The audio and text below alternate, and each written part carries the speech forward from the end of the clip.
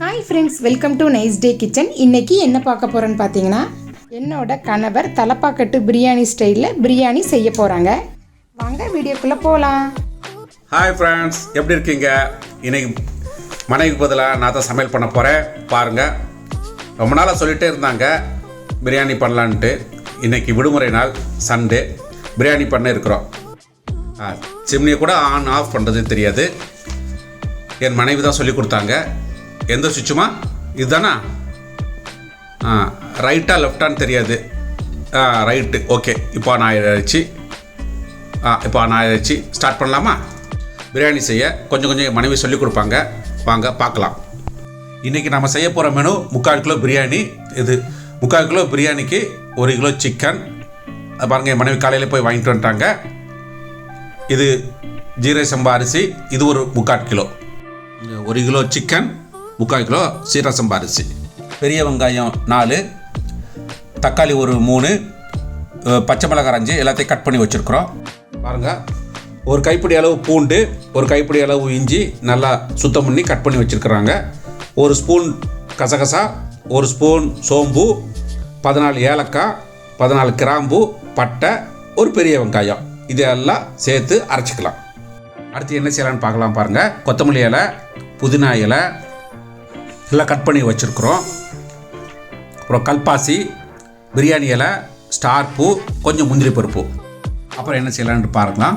2 spoon தனியா, 2 spoon மிளகாத்தூள், 1 cup தயிர், அரை லெமனை புளிஞ்சி சாறு எடுத்து வச்சுருக்குறோம். 50 மில்லி தேங்காய் எண்ணெய், 50 மில்லி கடலை எண்ணெய், 25 மில்லி நெய். இப்போது மிக்ஸி ஜாரில் மசாலாவெல்லாம் சேர்த்து நம்ம போட்டு அரைச்சிக்கலாம். ஃபஸ்ட்டு சோம்பு, கசகசா மிக்ஸி ஜாரில் போடுறோம். பாருங்கள். அடுத்து ஏலக்காய், கிராம்பு, பட்டை அதை எல்லாம் போடுறோம். அடுத்து பார்த்திங்கன்னா பூண்டை போட்டுட்ருக்குறோம். அடுத்து கொஞ்சம் இஞ்சி சுத்தம் பண்ணி வச்சுருக்கிறோமே, கட் பண்ணி அதை போட்டுக்கலாம். அப்புறம் வெங்காயத்தை உள்ளே போட்டுடலாம். வெங்காயத்தை முழுசாக போட்டால் அரைக்க முடியாது, அதனால் கட் பண்ணி வச்சுருக்கிறோம். பாருங்கள், அதை போட்டுக்கலாம். மசாலாவை மிக்சியில் தண்ணி ஊற்றி நல்லா அரைச்சிக்கலாம். மிக்சியை ஜாரில் ஃபிக்ஸ் பண்ணிவிட்டு அரைச்சிக்கிறேன். மசாலா கட்டியாக இருக்கிறதுனால கொஞ்சம் தண்ணி ஊற்றிக்கிறேன். திரும்ப மூடி போட்டு ஃபிக்ஸ் பண்ணிவிட்டு திரும்ப இன்னொரு தடவை அரைக்கிறேன். பாருங்கள், மசாலா நல்லா ஆறப்பட்டுச்சு. பாருங்கள், அரிசியை நல்லா ஊற வச்சுருக்குறோம். பாருங்கள், கொஞ்சம் நேரம் ஊறட்டும். இப்போ நம்ம ஸ்டவ்வை ஆன் பண்ணிக்கலாம். இப்போ பிரியாணி பண்ணக்கூடிய பாத்திரத்தில் பாருங்கள், தண்ணி சுத்தம் இல்லாமல் வடித்து எடுத்துடலாம். ஸ்டவ் மேலே இப்போ வச்சுருக்கிறேன். அதில் இருக்கிற தண்ணியெல்லாம் ட்ரை ஆகட்டும். இப்போ ஃபஸ்ட்டு தேங்காய் எண்ணெய் ஊற்றிக்கலாம். அப்புறம் கடலை எண்ணெய் இருக்குது, அதையும் ஊற்றிடலாம். எண்ணெய் சூடான பிறகு வச்சுருக்கிற முந்திரி பருப்பு, கல்பாசி, பிரியாணி இலை, ஸ்டார் பூ 4 இப்போது சூடான எண்ணெயில் நம்ம போடுறோம். அடுப்பு ரொம்ப சூடாக இருக்கிறனால கொஞ்சம் நம்ம சிம் பண்ணிக்கலாம். இப்போ பாருங்கள், வதக்கிட்டு இருக்கிறேன். இப்போ நறுக்கி வச்சுருக்கிற வெங்காயத்தை எடுத்துக்கலாம். இப்போ பாருங்கள், சூடான எண்ணெயில் நம்ம எல்லாம் போடுறோம். கொஞ்சம் கொஞ்சமாக போடுறேன். எனக்கு இது புதுசுங்கிறனால மெதுவாக செய்கிறேன். அடுத்து தக்காளி போனால் அதுக்குள்ளே என் மனைவி சொன்னாங்க, அது போட்டுறாதீங்க, அது நல்ல பொன்னிறமாக வதக்கட்டும் அப்படின்னு சொன்னாங்க. பாருங்கள், நான் வதக்கிட்டு இருக்கிறேன். சட்டி சூடாக இருக்கிறனால துணியை வச்சு சட்டியை பிடிச்சிக்கிட்டேன். ஃபஸ்ட்டு டைம் நான் சமையல் பண்ணுறதுனால இதெல்லாம் எனக்கு புதுசுங்க. அடுப்பு அதிகமாக வச்சுக்கோங்க. பிரியாணி பண்ணுறதுல வதக்கிறதாங்க முக்கியம். எவ்வளோ நல்லா வதங்குதோ அந்தளவுக்கு பிரியாணியுடைய டேஸ்ட் எப்போவுமே நல்லாயிருக்கும். பாருங்கள், எப்படி வதக்கிட்டு இருக்கு பாருங்கள். வெங்காயம் பொன்னிறமாக நல்லா வதங்கணும். இப்போ நான் பார்த்துட்டு இருக்கீங்க, நீங்கள் எப்படி வதக்கிட்டு இருக்க பாருங்கள். பாருங்கள், அடுத்து தக்காளி, பச்சை மிளகாய் 2 போட்டுக்கலாம். கொஞ்சம் நேரம் போட்டு நல்லா வதக்கிக்கலாம். 2 ஸ்பூன் உப்பு ஏற்கனவே எடுத்து வச்சுருந்தோம், அதையும் போட்டு வதக்கிட்டு இருக்கோம். பாருங்கள், வெங்காயம், தக்காளி, பச்சை மிளகாய், முந்திரி பருப்பு இதெல்லாம் எப்படி வதங்கிட்டு இருக்குது பாருங்கள். நல்லா பொன்னிறமாக வதங்கணும். எவ்வளோ வதக்குறோமோ அந்தளவுக்கு தான் டேஸ்ட்டு கூடும். மசாலா எல்லாம் ஒன்று தாங்க. அந்த ப்ரிப்ரேஷனில் நம்ம எப்படி வதக்குறோமோ அதை பொறுத்து தான் பிரியாணியுடைய டேஸ்ட்டு கூடுங்க. இப்போ அடுத்து புதினா, கொத்தமல்லி எடுத்து வச்சுருக்குறோம். ஏற்கனவே கட் பண்ணி வச்சுருக்குறோம். அதை ஒன்று ஒன்றா நம்ம போட்டுக்கலாம். பாருங்கள், ஃபஸ்ட்டு புதினாவை போட்டுக்கலாம். அடுத்து கொத்தமல்லி போடலாம். புதினா கொத்தமல்லி தழை போட்ட பிறகு எப்படி வதக்கிட்டு இருக்கிறோம் பாருங்கள். புதினா கொத்தமல்லி தழை பச்சை மிளகாய் எல்லாமே போட்டு வதக்கிட்டு இருக்கிறோம் பாருங்கள். ஹீட் அதிகமாக இருக்கிறதுனால அடுப்பை கொஞ்சம் கம்மி பண்ணி வச்சுக்கிறோம். இஞ்சி பூண்டு பேஸ்ட்டு போட்டு வதக்கும் போது தான் பாருங்கள் பிரியாணியுடைய ஸ்மெல்லே அப்படியே ஒரு தூக்கும் பாருங்கள். இஞ்சி பூண்டு பேஸ்ட் போட்ட பிறகு தான் வதக்கிறத நம்ம பார்த்து கண்ட்ரோலாக பண்ணணும். அடுப்பை கம்மி பண்ணிக்கோங்க, இல்லைன்னா ரொம்ப கருகிட்டுனா பிரியாணியுடைய கலரும் மாறிடும், டேஸ்ட்டும் மாறிடும். மல்லித்தூள் மிளகாத்தூள் இப்போ மிக்ஸ் பண்ண போகிறோம். மல்லித்தூள் மிளகாத்தூள் போட்டோன்னா மசாலா கட்டியாயிரும். அதனால் அடுப்பினுடைய ஹீட்டை கொஞ்சம் நம்ம கண்ட்ரோல் வச்சுக்கணும். அடுத்து தயிர் ஊற்றிக்கலாம். இப்போ கொஞ்சம் வதக்கிறதுக்கு கொஞ்சம் ஸ்மூத்தாக இருக்கும். பட்டு பேஸ்ட் எக்காரத்தை கொண்டு கீழே சட்டி பிடிச்சக்கூடாது. அந்த அளவுக்கு ஹீட்டை நம்ம கண்ட்ரோலே வச்சுக்கணும். பாருங்கள், அப்போ நம்ம ரெடியாக கட் பண்ணி வச்சுருக்கிற சிக்கனை ஒவ்வொரு பீஸாக அந்த மசாலாக்குள்ளார நம்ம போடலாம். பாருங்கள், ஒவ்வொரு பீஸாக நான் எடுத்து போட்டுட்டு இருக்கிறேன் பாருங்கள். ஃபஸ்ட்டு லெக் பீஸு இதெல்லாம் கட் பண்ணி வச்சுருக்குறோம். கொஞ்சம் கொஞ்சமாக சேர்க்குறோம் பாருங்கள். அப்படி கொஞ்சம் கொஞ்சம் போட்டு வச்சு முடித்த பிறகு நம்ம அப்படியே வதக்க ஆரம்பிக்கணும்.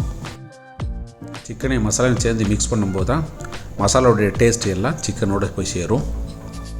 சிக்கன் பீஸ்லாம் போட்ட பிறகு மசாலாவோட சேர்ந்து நல்லா மிக்ஸ் பண்ணணுங்க. அந்த மிக்சிங்கில் தான் சிக்கனுடைய டேஸ்ட் கூடுங்க. பிரியாணி ப்ரிப்பரேஷனில் தண்ணி கறக்கிற அளவு ரொம்ப முக்கியங்க. ஒரு கப் அரிசி எடுத்துக்கிட்டோன்னா அதில் 1.25 கப்பு தண்ணி ரொம்ப முக்கியம். இப்போ நம்ம சிக்கனை வதக்கிட்டு இருக்கிறதுனால அதை கொஞ்சம் வேக வைக்கிற தண்ணி தேவைப்படும். அந்த 1.25 கப்பு தண்ணியில் 1 கப் தண்ணி ஏற்கனவே எடுத்து வச்சு நாம் இப்போ அதோட சேர்த்து கலக்கிக்கிறோம். இந்த தண்ணி சேர்க்கறதுனால லிக்விட் ஆகும்போது சிக்கன் நல்லா வேகுங்க. தண்ணி கலக்கின பிறகு மசாலாவும் சிக்கனும் எப்படி வேந்துட்டு இருக்குது பாருங்கள். சிக்கன் வேகும்போது தான் தெரியுங்க அதனுடைய ஸ்மெல்லு, பிரியாணியுடைய ஸ்மெல் இப்போ தான் நம்ம உணர முடியுது. இப்போ பாருங்கள், நம்ம மூடி வேக வைக்கிறோம். சிக்கன் வெந்துட்டு இருக்கு பாருங்கள். அந்த ஸ்மெல்ல எனக்கு பசி வந்துருச்சு. கப்போர்டில் ட்ரை ஃப்ரூட்ஸ்லாம் வச்சுருக்குறாங்க. அது 2 எடுத்து வாயில் போடலான்ட்டு தோணுச்சு. இப்போ பாருங்கள், சாப்பிட்டுட்ருக்குறேன்.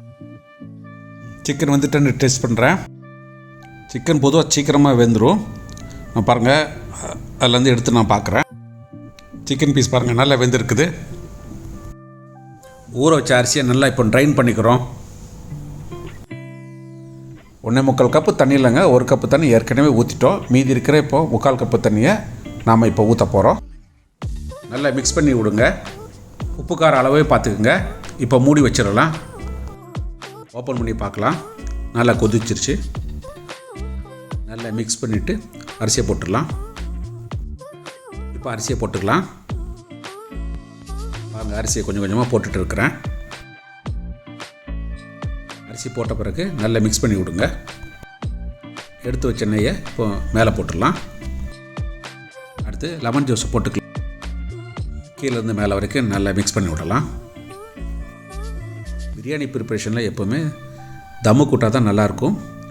இப்போ நம்ம தம் ப்ரிப்பரேஷன் பண்ணுறோம். தம் ப்ரிப்பரேஷன்னா வேறு ஒன்றும் இல்லைங்க. தோசைக்கல்லை அடுப்பு மேலே நம்ம வைக்கிறோம். இப்போ அடுப்பை அதிகப்படுத்தி பிரியாணி பாத்திரத்தை எடுத்து இந்த தோசைக்கல் மேலே வச்சிடலாம். தம்மில் பாத்திரத்து மேலே மூடி போட்டு நல்லா மூடி மேலே வெயிட்டான பொருளை ஒன்று வச்சிடலாம்.